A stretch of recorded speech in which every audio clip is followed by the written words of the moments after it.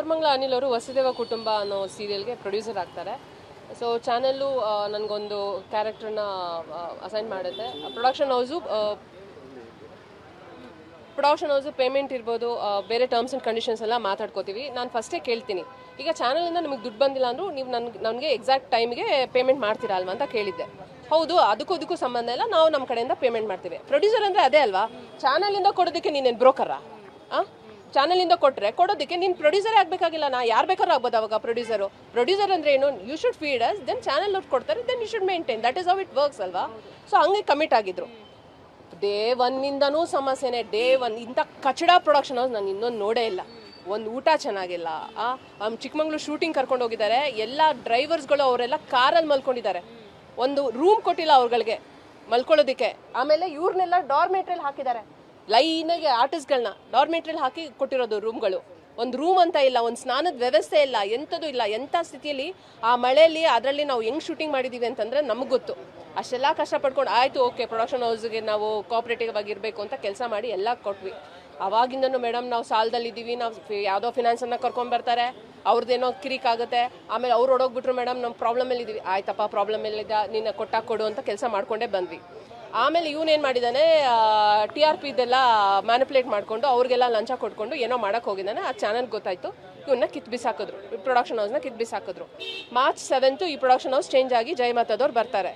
ಆಮೇಲೆ ನಾವು ಇವ್ರನ್ನ ಕೇಳಿದ್ವಿ, ನಮ್ಮ ಪೇಮೆಂಟ್ ಕ್ಲಿಯರ್ ಮಾಡಿಬೇಡಪ್ಪ ಅಂತ. ಚಾನಲಿಂದ ದುಡ್ಡು ಬಂದಿಲ್ಲ, ಕ್ಲಿಯರ್ ಮಾಡ್ತೀವಿ ಅಂತಂದರು. ಚಾನಲ್ ಅವ್ರು ಏನಂತ ಇದ್ದಾರೆ, ನಾವು ಇವತ್ತು ಕ್ಲಿಯರ್ ಮಾಡ್ತೀವಿ, ಇವನು ನಿಮಗೆಲ್ಲ ಪೇಮೆಂಟ್ ಮಾಡ್ತಾನೆ ಅಂತ ಒಂದು ಮೇಲ್ ಹಾಕಲಿ ಸಾಕು, ನಾವು ಇವತ್ತೇ ಪೇಮೆಂಟ್ ರಿಲೀಸ್ ಮಾಡ್ತೀವಿ ಅಂತ ಇದ್ದಾರೆ.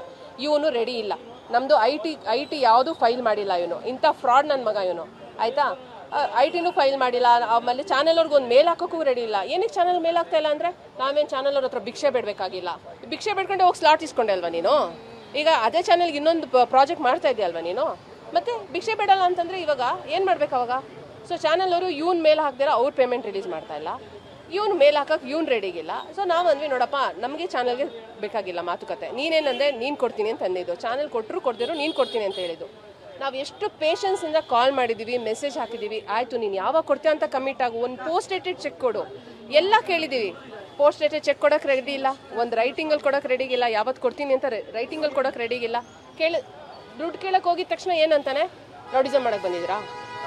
ರೌಡಿಸಮ್ ಅಂದರೆ ಏನು ಗುರು, ನಿನ್ನ ಹತ್ರ ದುಡ್ಡನ್ನ ಕಿತ್ಕೊಂಡು ಹೋಗೋದು ರೌಡಿಸಮು, ನಮ್ಮ ದುಡ್ಡನ್ನ ನಿನ್ನ ಹತ್ರ ಕೇಳೋದು ರೌಡಿಸಮ್ ಅಲ್ಲ. ಆಮೇಲೆ ನೀವು ಹೊಡಿದ್ರಿ ಅಂತಾನೆ, ಒದ್ರಿ ಅಂತಾನೆ, ಆಮೇಲೆ ಕೊಲೆ ಮಾಡೋಕ್ಕೆ ಬಂದು ಏನೇನೋ ಸುಮ್ಮನೆ ಫಾಲ್ತು ಮಾತುಗಳು ಆಡ್ತಾನೆ. ನಾನಂದೆ, ಆಯ್ತಪ್ಪ ನಾವು ಹೊಡೆಯೋಕ್ಕೆ ಬಂದಿಲ್ವಾ, ಪ್ರೂಫ್ ತೋರಿಸು. ಬೈತೀವಿ, ಅಫ್ಕೋರ್ಸ್ ಬೈತೀವಿ. ಈಗ ನಮ್ಮನೆ ಮುಂದೆ ಬಂದು ಬೇರೆಯವರೆಲ್ಲ ನಮಗೆ ಬೈತಾ ಇದ್ದಾರೆ, ನಾವು ಕೊಡಬೇಕಾಗಿರೋ ದುಡ್ಡನ್ನ.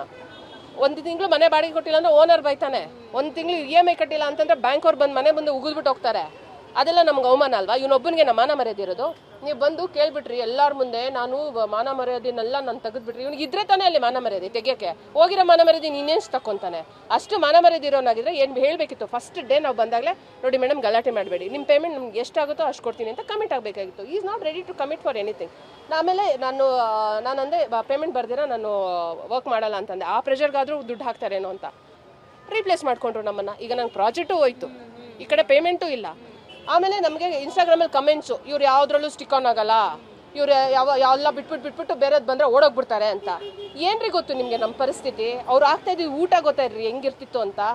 ಜಿರಳೆಗಳು ಏನು ಚೈತ್ರ ಹೆಂಗಿರ್ತಿತ್ತು, ಅಳ್ಸೋಗಿರೋ ಅನ್ನ ತಿಂದಿದ್ದೀವಿ, ಎಷ್ಟೋ ದಿನ ಜಿರಳೆಗೆ ಬಿದ್ದಿರೋ ಊಟ ತಿಂದಿದ್ದೀವಿ, ಮನೆಯಿಂದ ನೀರು ಎತ್ಕೊಂಡು ಹೋಗ್ತಾ ಇದ್ವಿ, ಊಟ ತೊಗೊಂಡು ಹೋಗ್ತಾ ಇದ್ವಿ, ಆಯಿತಾ. ಮನೆಯಿಂದ ಫ್ಯಾನು, ಒಂದು ಫೆಸಿಲಿಟಿ ಇಲ್ಲ ರೀ ಆರ್ಟಿಸ್ಟ್ಗಳಿಗೆ. ನೀವು ನೋಡ್ಬೋದು ಅಷ್ಟೇ, ನಮ್ಮನ್ನು ಹೊರಗಡೆಯಿಂದ ಅಂತ ವೈಭೀಕರಣ ಮಾಡ್ಬೋದು ಅಷ್ಟೇ ಹೊರತು. ಆದರೆ ನಮಗೆ production house, most of the production house ಯಾವ ಫೆಸಿಲಿಟಿನೂ ಕೊಡಲ್ಲ. ಕೇಳಿದ್ರೆ ಇದೇ ನಾವು ಕೊಡೋದು ಊಟ, ತಿನ್ನಂಗಿದ್ರೆ ತಿನ್ನಿ, ಬೇಕಾದರೆ ನಿಮ್ಮ ಮನೆಯಿಂದ ತೊಗೊಂಡು ಬಂತೀನಿ ಅಂತಾರೆ.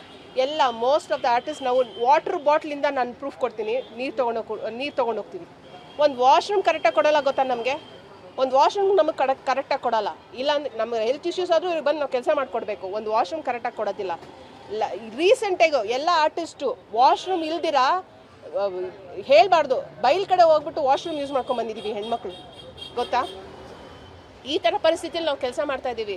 ನಾವು ನಾವು ಎಕ್ಸ್ಪೋಸ್ ಮಾಡ್ಕೋತಾ ಇಲ್ಲ, ಯಾಕಂದರೆ ನಾವು ಓಕೆ ಒಂದು ಸೊಸೈಟಿಲಿ ನಮಗೊಂದು ಮರ್ಯಾದೆ ಇದೆ ಅಂತ ಎಲ್ಲ ಸಹಿಸ್ಕೊಂಡು ಹೋದಷ್ಟು ಇರೋದು ಜಾಸ್ತಿ ಆಗಿದೆ. ಇವಾಗ ನಾನು ಬಂದು ಮಾತಾಡ್ತಾ ಇದ್ದೀನಿ, ಓಕೆ ನಮ್ಮ ಆರ್ಟಿಸ್ಟ್ಗಳು ಏನಕ್ಕೆ ಹೆಸಿಟೇಟ್ ಮಾಡ್ತಾನೆ, ನಮಗೊಂದು ಫೇಸ್ ವ್ಯಾಲ್ಯೂ ಇದೆ, ಇದನ್ನು ಕಚಡಗಳು ಬಿಟ್ಬಿಡೋಣ ಅಂತ ಎಲ್ಲರೂ ಬಿಟ್ಟು ಇವ್ರು ಹಿಂಗೆ ಆಗಿರೋದು. ಒಂದು ಊಟ ನೆಟ್ಟಿಗೆ ಕೊಡಲ್ಲ, ಏನು ಕೊಡಲ್ಲ. ನೀವು ಹೇಳ್ತೀರಾ ರೀಪ್ಲೇಸ್ ನೀವು ಬಿಟ್ಬಿಟ್ಟು ಹೋಗ್ತೀರಾ ಅಂತ. ನಿಮಗೆ ಗೊತ್ತಾ ಆ್ಯಕ್ಚುಲ್ ರೀಸನ್ ಏನಂತ ನಿಮಗೆ ಗೊತ್ತಿದ್ಯಾ? ನಾವು ಎಷ್ಟು ಕಷ್ಟಪಡ್ತೀವಿ. ನಮಗೆ ಇವಾಗ ಯಾರೋ ಒಬ್ರು ಪ್ರಾಜೆಕ್ಟ್ ಕೊಡ್ತಾರೆ, ದುಡ್ಡು ಕೊಡ್ತಾರೆ, ನಾವು ಏನಕ್ಕೆ ಬಿಟ್ಟು ಹೋಗ್ತೀವಿ? ಅಲ್ಲಿ ಪ್ರಾಬ್ಲಮ್ ಇದೆ ಅಂತ ಬಿಟ್ಟು ಹೋಗೋದು. ಸೊ ದಯವಿಟ್ಟು ಕಮೆಂಟ್ಸ್ ಹಾಕೋರು ದಯವಿಟ್ಟು ನೋಡಿಕೊಂಡು ನಮ್ಮ ಪರಿಸ್ಥಿತಿ ನೋಡ್ಕೊಂಡು ಕಮೆಂಟ್ಸ್ ಹಾಕಿ. ಇವತ್ತಿಲ್ಲಿ ಬಂದು ನಾವು ಜಗಳ ಮಾಡ್ತಾ ಇದ್ದೀವಿ, ಅದು ಯಾರ್ಯಾರು ಕಮೆಂಟ್ಸ್ ಹಾಕಿದ್ದೀರಾ ದಯವಿಟ್ಟು ಬಂದು ನಮ್ಮ ದುಡ್ಡು ಕೊಡಿಸ್ಕೊಡಿ, ನೋಡೋಣ. ದುಡ್ಡು ಕೊಡಿಸ್ಕೊಡಿ. ಆಗಲ್ಲ ಅಲ್ವಾ? ಇವಾಗ ನಮ್ಮ ಬಾಧೆ ನಾವು ಪಡ್ತಾ ಇದ್ದೀವಿ.